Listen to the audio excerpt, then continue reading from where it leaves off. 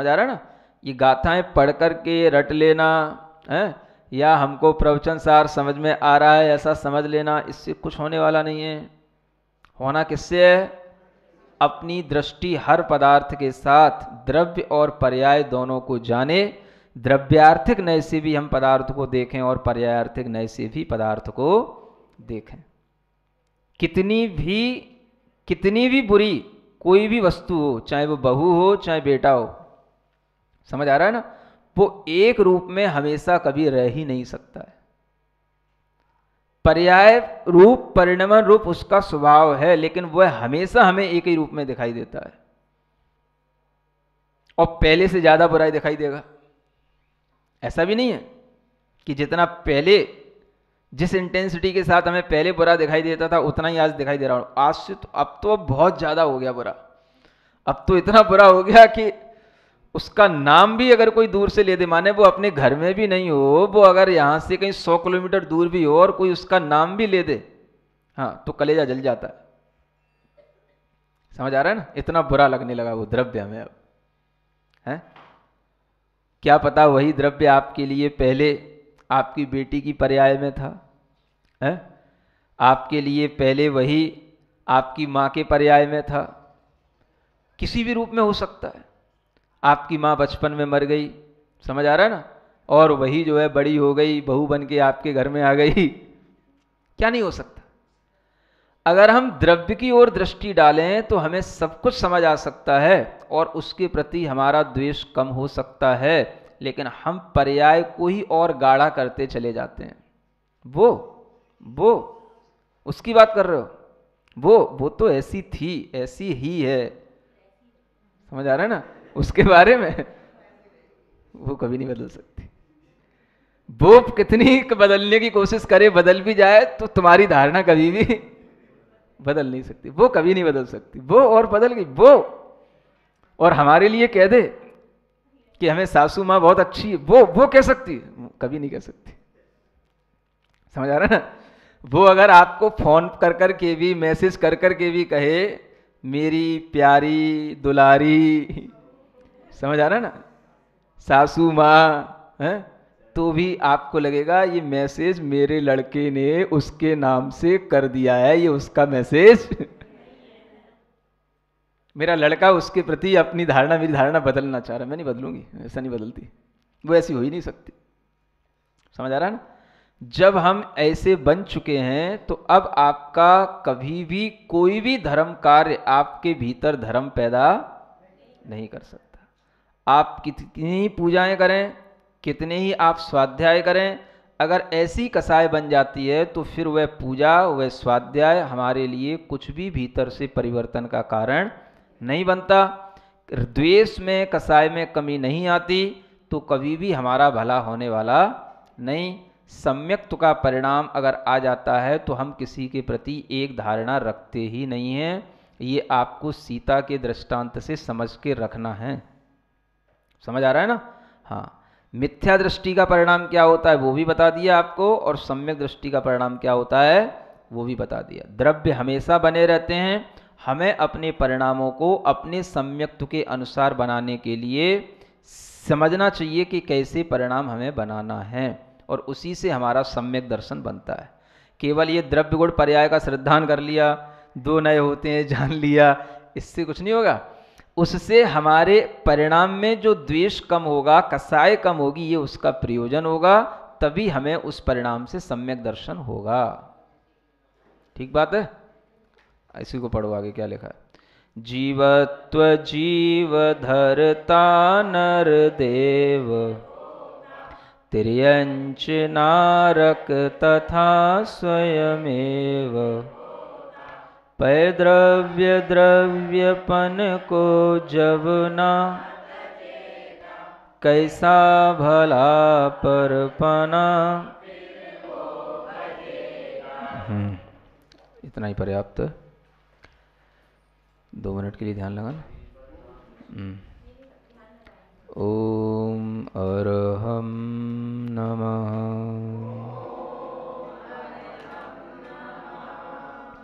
ओम अरहम नमः।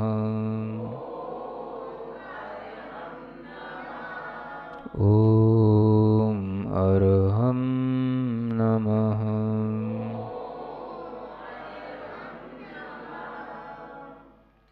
अपने अंतरात्मा में अपने ज्ञान को पदार्थ के दोनों पहलुओं के साथ जोड़ करके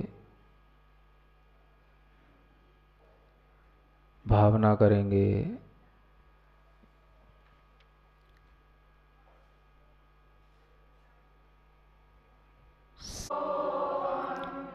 सर्व पर्याय स्वरूपो हम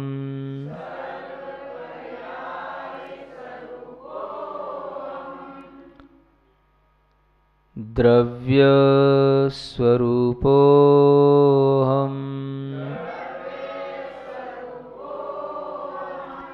द्रव्य स्वरूपो हम सोहम सोहम सोहम। शांति। बोलो महावीर भगवान की। एवं अहोज्यमाणो अनन्य भावं कथं लहति न हवति देवो देवो वा मानसो वा सिद्धो वा भावं कथं लहति। यह द्रव्यार्थिक नय और पर्यायार्थिक नय से द्रव्य के अंदर दोनों ही चीज़ें घटित होती हैं। जो द्रव्य अपनी पर्यायों के साथ रहता है उसको देखने के जानने के ये तरीके हैं, और उन दोनों ही नयों के माध्यम से जो बताया जा रहा है वो इसीलिए बताया जा रहा है कि हमें हमेशा दोनों नयों से ही वस्तु को देखना चाहिए। कल पिछली गाथा में द्रव्यार्थिक नय से ये बताया था कि कथनचित जो है द्रव्य विद्यमान रहता है अन्य अन्य पर्यायों में। इसको द्रव्यार्थिक नय से सत का उत्पाद कहा था। और आज कहते हैं मनुष्यो न हवति देवो, है ना। मनुष्य माने मनुष्य की पर्याय, यह देव की पर्याय नहीं है। देवो वा मानुषो या सिद्धो वा, और जो देव पर्याय है वह मनुष्य की अथवा सिद्ध की पर्याय नहीं है। एवं अहोज्यमाणो अनन्य भावम कथम लयति। यदि ऐसा नहीं होता तो फिर वह अनन्य भाव को कैसे प्राप्त करता, अर्थात नहीं करता। कहने का तात्पर्य है कि जो कल द्रव्य का उत्पाद बताया था, जो आत्मद्रव्य है, वही आत्मद्रव्य जब अन्य अन्य पर्यायों में परिणमन करता है तो वह भी उन पर्यायों में बिल्कुल एकमेक हो जाता है। उन पर्यायों में बिल्कुल एकमेक, एकमेक का मतलब बिल्कुल अभिन्न हो जाना। उन पर्यायों से भिन्न नहीं रहता, बल्कि वह उसी पर्याय में उसी मय हो जाता है। क्योंकि द्रव्य जो होता है वह पर्यायों के साथ रहता है। तो ये दो द्रव्यों की मिली हुई जो पर्याय हैं, जीव द्रव्य और कर्म रूप पुद्गल द्रव्य, तो ये दोनों ही द्रव्यों की मिली हुई पर्यायों में जो ये मनुष्य देव इत्यादि ये जो पर्याय बनती हैं, ये सभी पर्याय अपने उस द्रव्य से एक पने को प्राप्त होती हैं, है ना। मतलब एक पने को प्राप्त होते हुए भी पर्याय तो अन्य अन्य हैं। पर्याय तो अन्य माने भिन्न हैं, पर्याय तो अलग अलग हैं, लेकिन वह जिस समय पर जो पर्याय जिस द्रव्य के साथ रहती है वह पर्याय उस द्रव्य से अभिन्न रूपता के साथ में रहती है। मतलब वह द्रव्य की वही पर्याय उस समय पर कही जाएगी और द्रव्य की वही पर्याय उस समय पर अनुभूति में आएगी। जैसे मनुष्य पर्याय है, तो ये मनुष्य पर्याय में जो आत्मा है वो हमेशा मनुष्य रूप ही अपने को अनुभव करता है। तो इस मनुष्य पर्याय में आत्मद्रव्य की उस मनुष्य पर्याय के साथ में एक अभिन्नता बनी रहती है, भिन्न भिन्न नहीं है, उसी के साथ में वह मिला हुआ है। और जो ये मनुष्य पर्याय है, इसके आगे जो अन्य पर्याय होगी तो वह पर्याय उस पर्याय से भिन्न होगी, अलग होगी। उसको कहेंगे कि मनुष्य की पर्याय देव पर्याय से भिन्न है। तो हर पर्याय अपनी भिन्न भिन्न होती है।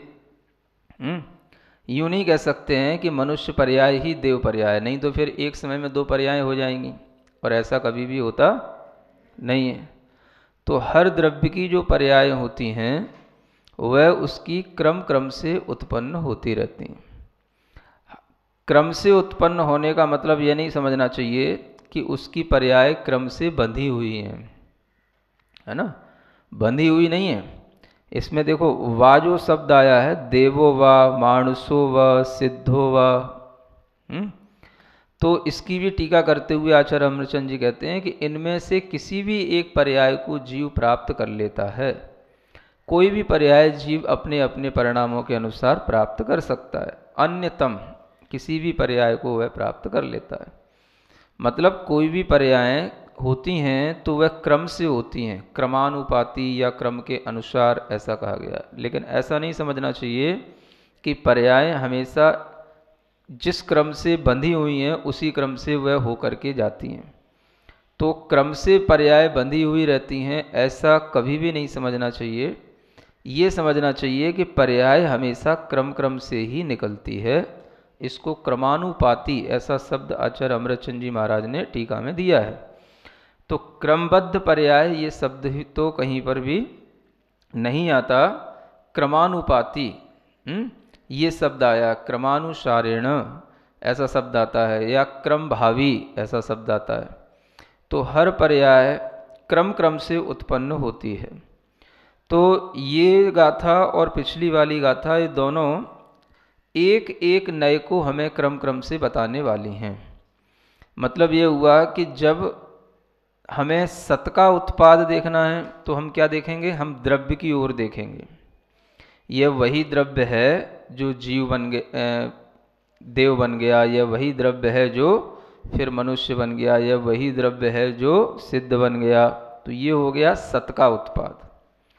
और जब हम केवल पर्याय को देखेंगे कि यह मनुष्य द्रव्य, मनुष्य पर्याय है, इस द्रव्य की यह पर्याय है, तो उस समय पर जब हमारी पर्याय को देखने की ओर दृष्टि रहती है तो वह उसके असत का उत्पाद कहलाता है। तो आचार्य यहाँ पर द्रव्यार्थिक नय और पर्यायार्थिक नय दोनों के माध्यम से हमें समझाने के लिए दो अलग अलग गाथाएं दी हैं। इससे भी पिछली गाथा में 121 नंबर की गाथा में ये कहा था कि प्रत्येक द्रव्य स्वभाव से सत पर्याय, सत के उत्पाद रूप और असत के उत्पाद रूप पर्याय से सहित होता है। मतलब द्रव्यार्थिक नय से भी उसमें उत्पाद होता है और पर्यायार्थिक नय से भी उत्पाद होता है। द्रव्यार्थिक नय से जो उत्पाद होगा उसको सत उत्पाद कहा, पर्यायार्थिक नय से जो उत्पाद होगा वो असत उत्पाद कहा। तो कोई भी द्रव्य है वह द्रव्य अपनी पर्यायों को लिए हुए ही है, स्वभाव के साथ उसकी पर्याय रहती ही है। तो हर द्रव्य का जब अपनी पर्याय के साथ रहना हो रहा है तो हम जब भी द्रव्य को जानेंगे तो द्रव्यार्थिक नय से भी जानेंगे और पर्यायार्थिक नय से भी जानेंगे। एक नय से जानने का कभी भी जो है आचार्यों ने विधान नहीं किया है, क्योंकि अनेकांत दर्शन में हमेशा दोनों नयों के माध्यम से वस्तु को बताया जाता है। एक नय से यदि हमने वस्तु को जाना तो हम एकांतवादी बन जाएंगे और हमारा ज्ञान भी अधूरा मिथ्या ज्ञान कहलाएगा। इसलिए ये इतना स्पष्टीकरण देखने के बाद हम सबके दिमाग में बात रहनी चाहिए कि जो लोग कहते हैं कि पर्याय तो झूठी होती है, समझ आ रहा है ना, या पर्यायार्थिक नय से हमें जानने में कोई भी लाभ नहीं है, हमें द्रव्य को केवल द्रव्यार्थिक नय से ही जानना चाहिए। पर्यायार्थिक नय से जो जानने में आता है, कहा जाता है, वो तो असत्य होता है, ऐसा कुछ लोगों का अभिप्राय रहता है। तो उनको ये गाथाएं, जो ये 4 गाथाएं चल रही हैं, 121, 22, 23 और आगे आने वाली 24वें नंबर की गाथा, इनको ढंग से देखना चाहिए कि आचार्य महाराज ने यहाँ पर द्रव्यार्थिक नय से और पर्यायार्थिक नय से, है ना, दोनों नयों से द्रव्य का स्वभाव बना रहता है, ऐसा पहले गाथा में कहा। फिर द्रव्यार्थिक नय से बताने के लिए 122वें नंबर की गाथा आई और पर्यायार्थिक नय से बताने के लिए 123वें नंबर की ये गाथा चल रही है। तो हर एक नय से क्या क्या देखा जाता है, कैसे जाना जाता है, इस बात का स्पष्टीकरण आचार्यों ने किया है। अगर उन्हें पर्यायार्थिक नय से असत का उत्पाद या पर्याय की उत्पत्ति उन्हें स्वीकृत नहीं होती तो अलग से जो है वो पर्यायार्थिक नय का व्याख्यान क्यों करते। तो इसी से स्पष्ट होता है कि द्रव्यार्थिक नय से भी द्रव्य का स्वभाव सिद्ध है और पर्यायार्थिक नय से भी द्रव्य का स्वभाव सिद्ध है। और क्यों नहीं होगा? क्योंकि ऐसा तो कोई द्रव्य है ही नहीं है, ऐसा कोई द्रव्य तो है ही नहीं है कि जो द्रव्य तो हो और उसमें पर्याय ना हो। क्या समझ आया? द्रव्य हो और पर्याय ना हो, ऐसा कोई द्रव्य तो होता ही नहीं। द्रव्य होगा तो उसकी कोई ना कोई पर्याय तो होगी ही। तो उस पर्याय को धारण करने वाला जो द्रव्य है वह तभी जानने में आएगा जब हम द्रव्य को भी जाने और पर्याय को भी जाने। मनुष्य पर्याय है, आत्मा द्रव्य है। पुद्गल पर्याय है, पुद्गल द्रव्य है, किताब द्रव्य है, पर्याय है ना। कपड़ा आपके वस्त्र का पर्याय है और जो कपड़ा है मूल रूप में वो द्रव्य है। हर पदार्थ अपने द्रव्य और पर्याय के साथ ही रहता है। ये माइक है, इसका जो है काले रंग के रूप में जो हमें बाहरी पर्याय के रूप में दिखाई दे रहा है और इसका जो द्रव्य है वो लोह द्रव्य, पुद्गल द्रव्य है।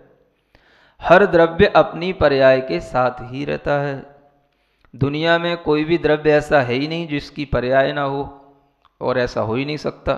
पर्याय नहीं होगी तो द्रव्य नहीं होगा, और द्रव्य नहीं होगा तो पर्याय नहीं होगी। द्रव्य और पर्याय साथ साथ रहती हैं। तो ऐसा कभी नहीं हो सकता कि केवल द्रव्यार्थिक नय तो सत्य है और पर्यायार्थिक नय असत्य हो जाए। समझ आ रहा है? कुछ लोग कहते हैं द्रव्य दृष्टि रखो, पर्याय दृष्टि से क्या होगा। तो द्रव्य दृष्टि रखोगे तो भी आपको द्रव्य केवल जानने में आएगा, द्रव्य रूप पर्याय रूप जानने में नहीं आएगा, तो आपके लिए अधूरा ज्ञान होगा। जानना तो आपको, मानना तो आपको दोनों ही दृष्टि से पड़ेगा। कौन सी दृष्टि? द्रव्यार्थिक और पर्यायार्थिक। जब तक हम दोनों दृष्टियों से नहीं जानेंगे, दोनों दृष्टियों से वस्तु को नहीं समझेंगे, हम वस्तु को समूचा पूरा का पूरा जान ही नहीं सकते। तो कुछ लोग समझने की ये गलती कर जाते हैं कि वो कहते हैं कि देखो इसी ग्रंथ में पहले आया था ना, पज्जय मूढ़ाई पर समया, जो पर्याय में मूढ़ होते हैं वो मिथ्या दृष्टि होते हैं, माने पर समय होते हैं। इसलिए अपने को तो द्रव्य में दृष्टि रखना। तो उस समय पर भी आपको स्पष्टीकरण दिया था कि ये उनके लिए है जो केवल पर्याय को ही जानते हैं, द्रव्य को जानते ही नहीं है। उनके लिए कहा गया है कि तुम केवल पर्यायों को ही जानते रहते हो, पर्यायों का ही तुम्हें ज्ञान है, द्रव्य का तो ज्ञान है ही नहीं। तो जिसको द्रव्य गुण पर्याय का ज्ञान नहीं, उसके लिए जो पर्याय में ही ज्ञान बना रहता है कि मैं मनुष्य हूँ, मैं बालक हूँ, मैं अमीर हूँ, मैं गरीब हूँ, मैं छोटा हूँ, मैं बड़ा हूँ, हर आदमी इसी रूप में तो जानता रहता है। मैं स्त्री हूँ, मैं पुरुष हूँ, समझ आ रहा है? मैं अभी अज्ञानी हूँ, मैं ज्ञानी हो गया हूँ। ये जो आदमी अपने साथ में केवल पर्यायों को जानता रहता है, उसके लिए कहा गया कि तुम पर्याय में मूढ़ मत बनो, द्रव्य को भी जानो।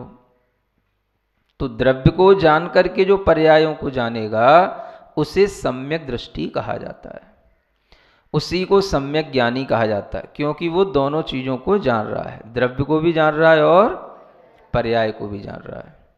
द्रव्य को जाने बिना जो पर्याय को केवल जानता रहा उसको पर्याय मूढ़ या मिथ्या दृष्टि कहा जाता है।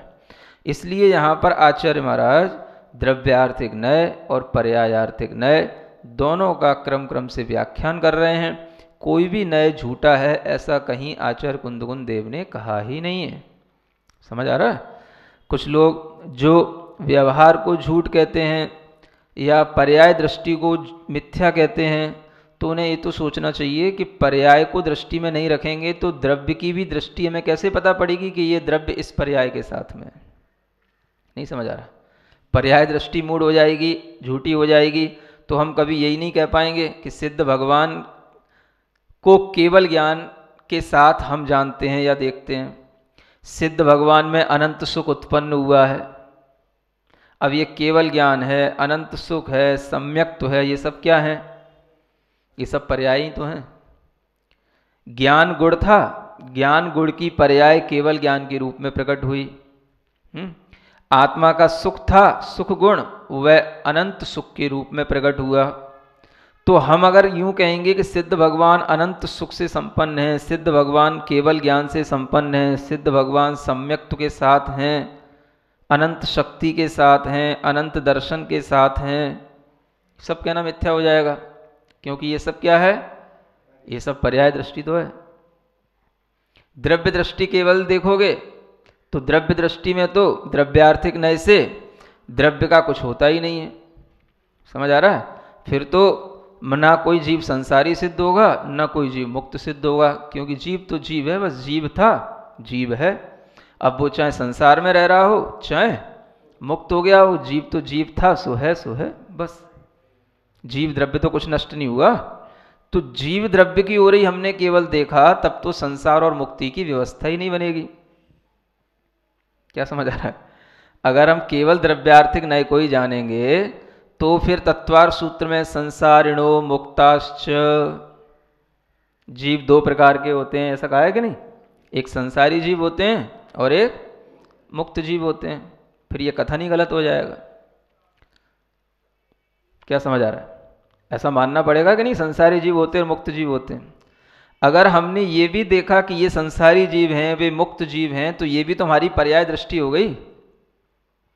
जो पर्याय दृष्टि को गलत कहते हैं उन्हें इतना सोचना चाहिए कि जीवों में ये भेद करना कि हम संसारी हैं और ये मुक्त जीव हैं, ये कहना भी फिर हमारे लिए गलत हो जाएगा। और अगर इसको हम गलत मान लेंगे तो फिर संसार और मुक्ति के बीच का कोई विभाजन ही नहीं रहेगा। द्रव्य है वो है, था सो था, रहेगा सो रहेगा। केवल अगर हम द्रव्य दृष्टि माने, द्रव्यार्थिक नय को ही जाने, तो द्रव्य तो कभी भी नष्ट होता नहीं है। तो फिर उसको हम संसार से मुक्ति की ओर ले जाने का प्रयास ही क्यों करें? है? जो पर्याय चल रही है, जब उसकी पर्याय जैसी होगी हो जाएगी।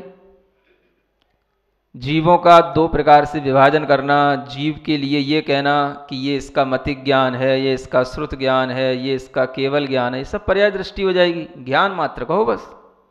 जीव क्या है? ज्ञान गुण से संपन्न है, ज्ञान मात्र है।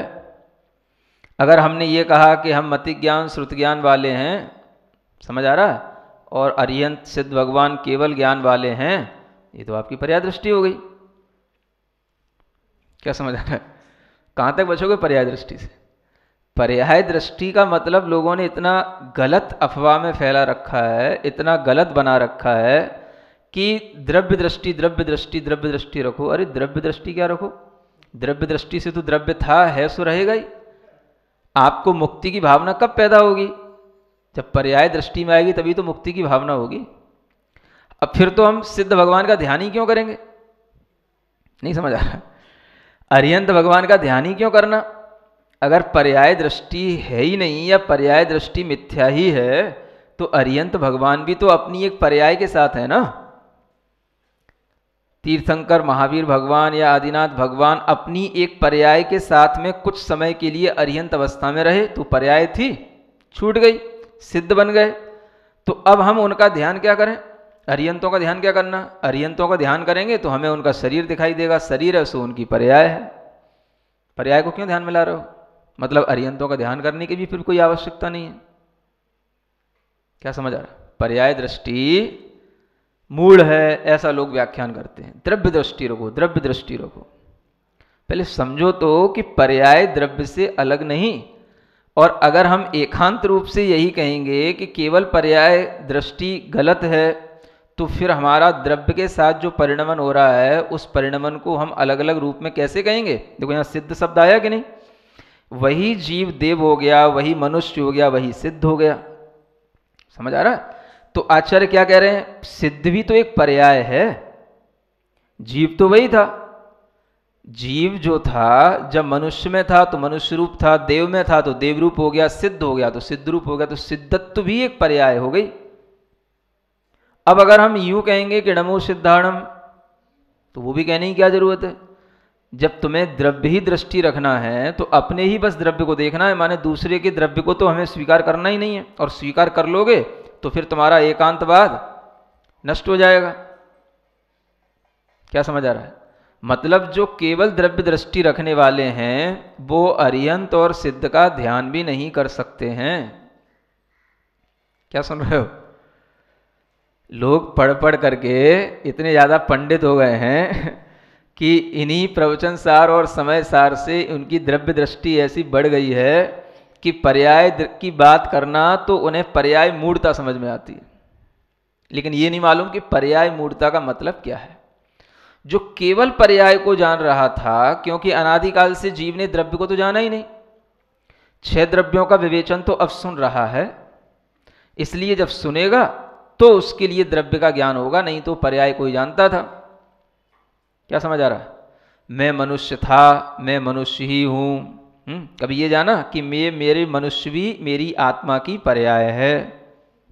ये तो नहीं जाना। हमने हमेशा क्या जाना? मैं मनुष्य हूं, और मैं मनुष्य में भी अभी बच्चा हूं कि युवा हो गया हूं कि बूढ़ा हो गया हूं, और मर गया तो मैं मर गया। अब मनुष्य मर गया कि मनुष्य को धारण करने वाला जो आत्मद्रव्य था वो मर गया? बोलो,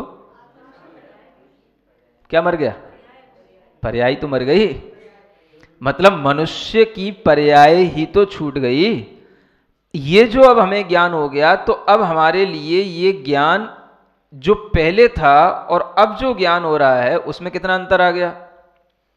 जब तक हमने ये नहीं जाना कि ये आत्मद्रव्य है, उसकी ये मनुष्य पर्याय है, उससे पहले हम जो ज्ञान रखते थे तो हम ये समझते थे कि मनुष्य मर गया माने हमारी पर्याय मिट गई तो हम ही मिट गए।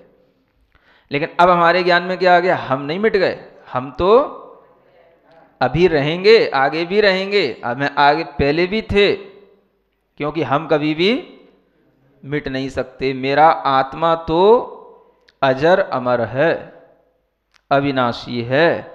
मनुष्य की पर्याय छूट रही है, इसीलिए तो वो सहजता से आसानी से मरण के समय पर छोड़ देता है।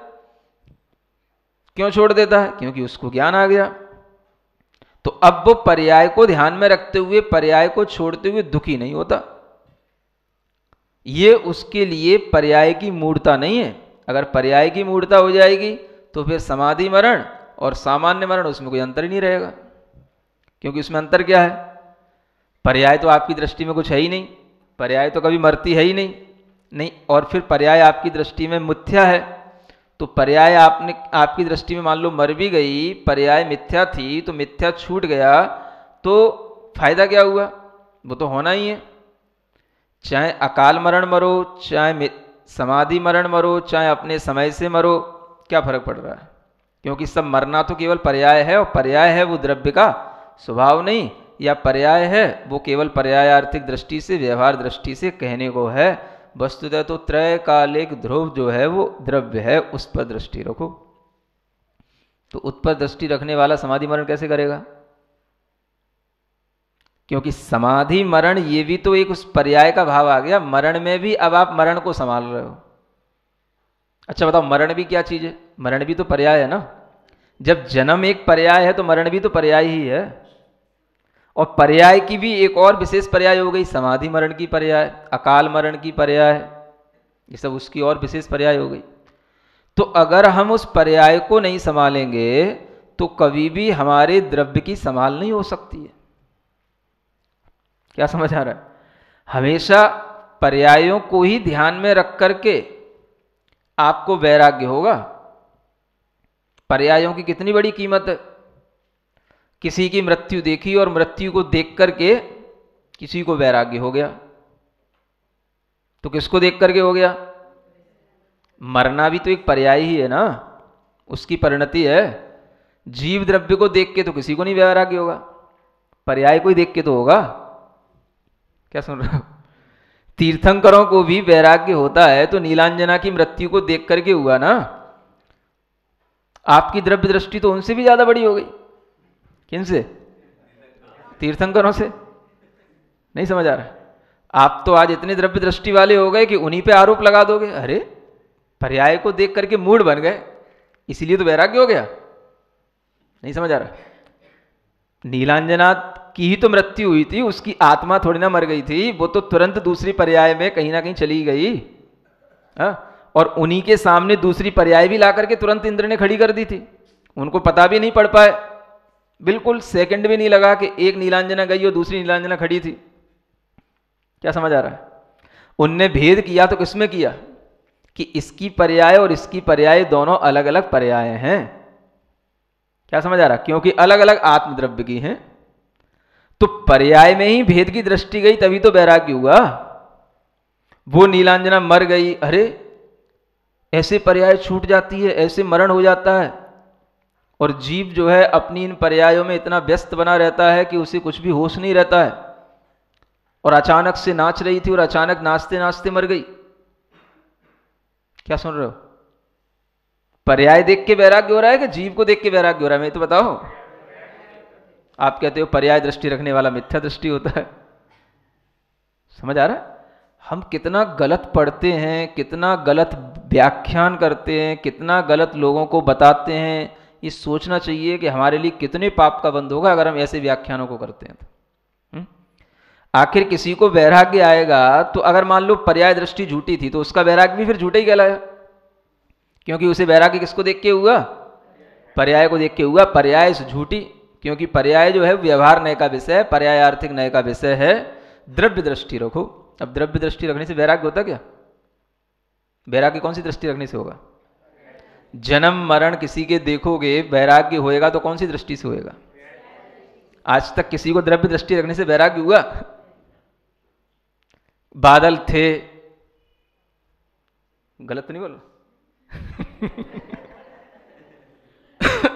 नहीं नहीं, अब सुनते सुनते जब कान पक जाते हैं ना तो फिर बोलना पड़ता है कि द्रव्य दृष्टि हो क्या रहा तुमको? द्रव्य दृष्टि होने से पहले संसार और मुक्ति का भेद भी पर्याय दृष्टि से ही है। राग और वैराग्य की दृष्टि भी पर्याय दृष्टि से ही आएगी। संसार से वैराग्य होगा तो पर्याय दृष्टि के माध्यम से होगा। द्रव्य दृष्टि का लेना देना क्या है? द्रव्य दृष्टि तो बहुत अंत की दृष्टि है, जब आपको कुछ भी नहीं करना हो, कुछ भी आपके लिए प्रयोजन नहीं हो, दूसरी कोई भी चीज, तब जाकर के अंत में बस शुद्ध आत्मा की दृष्टि द्रव्य दृष्टि बहुत बाद की है। समझ आ रहा है ना? पहले तो वैराग्य तो लाओ। राग और वैराग्य में अंतर करना ये द्रव्य दृष्टि है कि पर्याय दृष्टि है? ये बताओ पढ़े लिखे लोगों। नहीं समझ आ रहा है? क्योंकि राग भी एक पर्याय है और वैराग्य भी एक पर्याय है। अगर हम पर्याय दृष्टि को गलत मानेंगे तो राग और वैराग्य में अंतर ही नहीं रहेगा। भगवान किसी तीर्थंकर को नीलांजना देख करके, उसकी मृत्यु देख करके वैराग्य हुआ तो सही हुआ कि गलत हुआ? है? क्या गलत हो गया? वैराग्य नहीं होना चाहिए था। उन्होंने गलती कर ली, उनकी पर्याय दृष्टि थी तभी तो उनको वैराग्य हो गया। द्रव्य दृष्टि वाले को क्या वैराग्य होता है? द्रव्य तो न मरता है न जीता है, द्रव्य तो त्रैकालिक ध्रुव सत्य है। नहीं समझ आ रहा? कुछ समझ नहीं आता। जो जाम हो गया ना दिमाग, बस चलता रहता है, वही एक जैसी कैसेट भर ली दिमाग में और वही निकलती रहती है। सोचने विचारने की भी क्षमता नहीं रही आज आदमी के अंदर। समझ आ रहा है? बादल थे, विघटित हो गए। क्या विघटित हो गया? देखते ही, अरे अभी यहां बादल थे, कितने अच्छे दिख रहे थे, और एकदम से देखते देखते वो चले गए, लुप्त हो गए। क्या हो गया? द्रव्य को देख करके वैराग्य होता है कि पर्याय को देख करके? वो बादल की पर्याय है कि द्रव्य है? क्या है? द्रव्य दिख रहा है तुमको, पर्याय दिख रही है? सोचने की बात तो है, कुछ भी बोलते जाते हैं लोग। पर्याय दृष्टि सो हे दृष्टि, पर्याय दृष्टि सो मूढ़ दृष्टि, पर्याय को मानने वाला मिथ्या दृष्टि, ऐसी बातें करते हैं। अरे द्रव्य कौन सा ऐसा द्रव्य है जिसकी पर्याय ना हो? और द्रव्य के बिना पर्याय को जानने वाला होगा तो मिथ्या दृष्टि है, लेकिन जो द्रव्य गुण पर्याय सबको समूचा जान रहा है उसको मिथ्या दृष्टि कैसे? वो ज्ञान तो, वो श्रद्धांत तो उसको इसी भगवान की वाणी से हो रहा है ना। तो द्रव्य गुण पर्याय तीनों को जानने वाला अगर पर्याय को भी देखता है तो वह कितने अच्छे ढंग से देखता है कि उसे पर्याय देख करके वैराग्य हो जाता है। और जिन्हें पर्याय देखना ही नहीं है, वे द्रव्य दृष्टि करते हुए जिंदगी निकाल रहे हैं। ना तो समाधि मरण की भावना है, ना कोई व्रत लेने की भावना है, ना कभी वैराग्य आ रहा है, और बस राग अलग है वैराग्य अलग है कहते रहते हैं। बस क्या अलग है? सोचने की भी तो बात है। क्यों नहीं हो रहा है किसी को वैराग्य द्रव्य दृष्टि रखने वालों को? बताओ। अच्छा, उसका यही कारण है कि वैराग्य कभी भी द्रव्य दृष्टि से होता ही पर्याय दृष्टि से ही होगा, और वैराग्य होना भी एक पर्याय ही है। द्रव्य में क्या वैराग्य लेना? राग था, राग की कमी हो गई, एकदम से राग का अभाव तो नहीं हो जाएगा। राग की अधिकता होना, राग की कमी होना, ये भी तो पर्याय ही है ना। कैसी पर्याय है? जैसे मान लो एक काला रंग है, समझ आ रहा है ना? अभी काला रंग बड़ा तीव्र दिख रहा है, अच्छा है, लाइटेड है, समझ आ रहा है ना? कुछ दिनों के बाद में जब इस थोड़ा सा घिस जाएगा, थोड़ा सा फेड हो जाएगा, तो यही काला हल्का काला दिखेगा, बीच बीच में सफेदी दिखने लग जाएगी। तो ये क्या हो गया? ये भी तो पर्याय है उसकी। स्टैंड तो द्रव्य तो वैसा का वैसा ही बना हुआ है। तो राग में कमी आना, राग की अधिकता होना, इसमें कहीं कुछ धर्म है कि नहीं है?